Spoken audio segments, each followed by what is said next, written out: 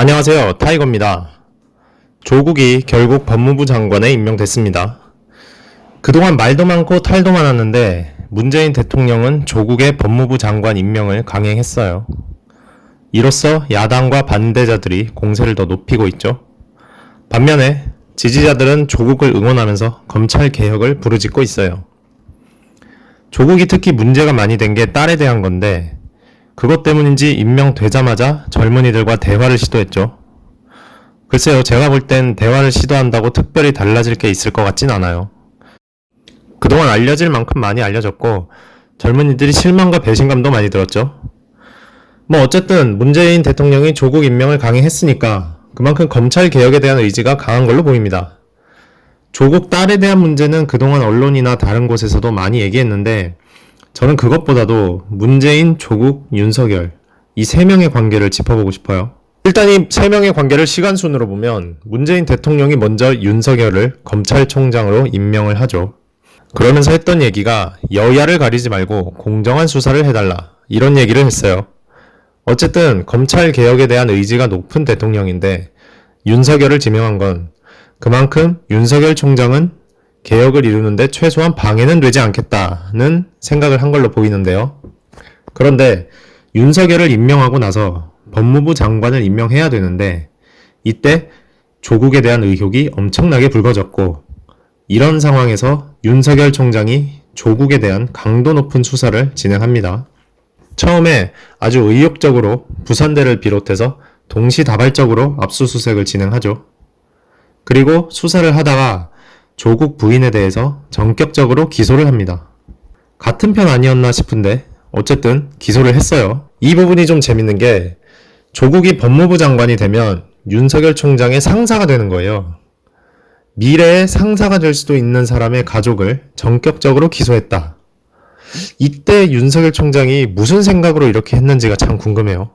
몇 가지를 생각해 볼 수 있는데 일단 첫째로 문재인 대통령이 임명할 때 당부했던 것처럼 여야를 가리지 않고 일단 조국이 의혹이 있어 보이니까 검찰로서 그냥 검찰의 본분에 입각해서 수사하고 기소한 것일 수도 있고 아니면 조국이 법무부 장관으로 임명이 강행되지는 않을 거라고 짐작해서 기소를 한 걸 수도 있고요. 아니면 윤석열도 어쨌든 검찰이고 검찰 개혁을 강도 높게 하려는 조국이 마음에 들지 않아서 조지려고 한 걸 수도 있고요. 이런 얘기도 들리죠. 윤석열이 대통령에 대한 충성심이 높아서 지금 조국이 이렇게 의혹이 불거지고 있는데 이거를 봐주기 수사를 하면 문재인 대통령이 민심을 잃을 수도 있다. 그래서 대통령을 지키기 위해서 이렇게 나섰다. 이런 분석도 있습니다. 윤석열 총장이 무슨 생각을 했는지는 본인만 알겠지만 어쨌든 굉장히 불편할 수도 위험할 수도 있는 기소를 했고 결국에 조국이 법무부 장관 자리로 갔어요. 그래서 지금 상황이 굉장히 재밌는 겁니다. 조국 입장에서는 자기 아내를 기소한 사람이 검찰총장으로 자기 부하로 있는 거고요. 윤석열 입장에서 보면 기소를 한 사람의 남편이 자기 상사로 온 겁니다. 이쯤 되면 윤석열이 조국 아내를 기소할 때 무슨 생각을 했는지도 궁금하지만 조국이 이제 무슨 생각을 할지도 궁금해져요. 어딜 기어올라 하면서 보란듯이 검찰을 조질지 아니면 좋게 밀실에서 해결할지 아니면 앞만 보고 검찰 개혁을 진행할지 그리고 둘 사이의 관계도 재밌지만 이 상황을 만들어낸 그러니까 두 명을 임명한 문재인 대통령의 생각도 굉장히 궁금해집니다. 사실 문재인 대통령 입장에서는 조국 부인의 수사와 기소를 막으려면 막을 수도 있었을 거예요. 그럼에도 불구하고 검찰이 조국을 수사하는 거에 대해서 별로 막지는 않았어요. 그래서 수사를 했고 기소가 됐고요. 과연 문재인 대통령은 무슨 생각을 했는지가 궁금해요.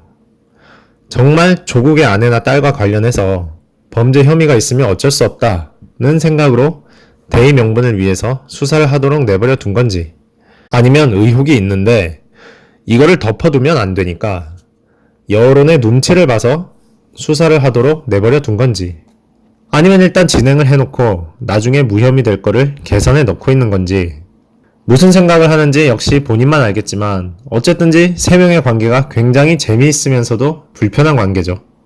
밖에서 보면 한편에 서 있는 사람들 같은데 내부적으로 그들 사이에는 복잡해요.